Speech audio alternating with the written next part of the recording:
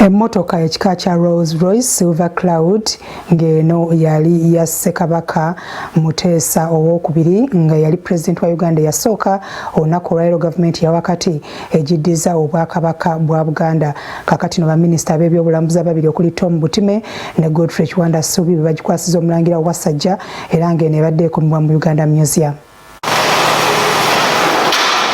Obuganda bobuganye essanyu enkya ya leero bwe bukwasiddwa emmotoka y'ekika kya Rolls Royce Silver Cloud eyavugibwanga omukulembeze w'eggwanga eyasooka Ssekabaka Sir Edward Muteesa owookubiri.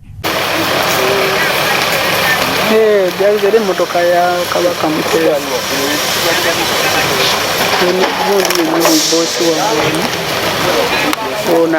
Ona voicinga obulungi. Ku lwa gavumenti eya wakati minisita ow'ebyobulambuzi Honorable Tom Butime emmotoka eno agikwasizza omulangira David Wasajja okuva ku kadiyirizo ettongole ery'eggwanga ng'ebadde ekuumirwa Kittante okuva mu 2013 lwe yaggyibwa mu maka g'obwa Pulezidenti Entebbe.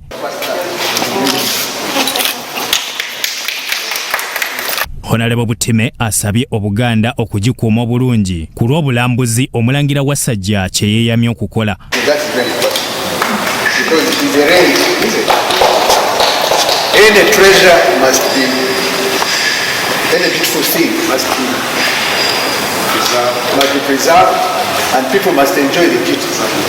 Omulangira Wasajja mu ssanyu eringi alaze nga kino bwe kibawadde essuubi ery'okufuna n'ebirala bye babanja gavumenti. Ndi musanyufu nnyo ng'abadde mu lugendo luno era nga nsuubira kino ebyo byonna ebisigadde ebya Buganda bijja kudda ng'ensonga eruma nnyo abantu naye tweyanza President ne Cabinet abakirabye nti weewaawo esobola okubeera bulungi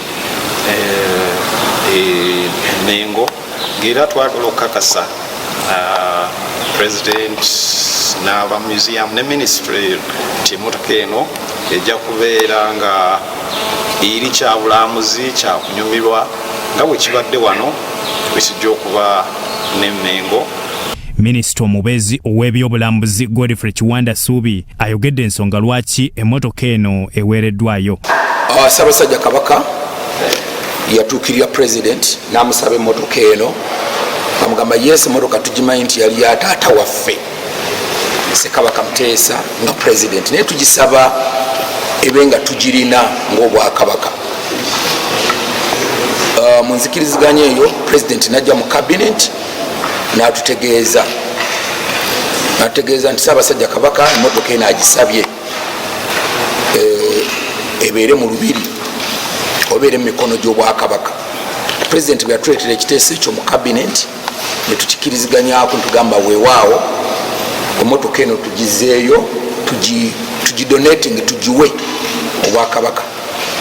Emmotoka eno era yavugibwamu n'abafuzi ab'amatwale okwali Walter Cox ne Governor Andrew Cohen mu 1954 era nga be bagikwasa Ssekabaka Muteesa owookubiri nga Pulezidenti eyasooka.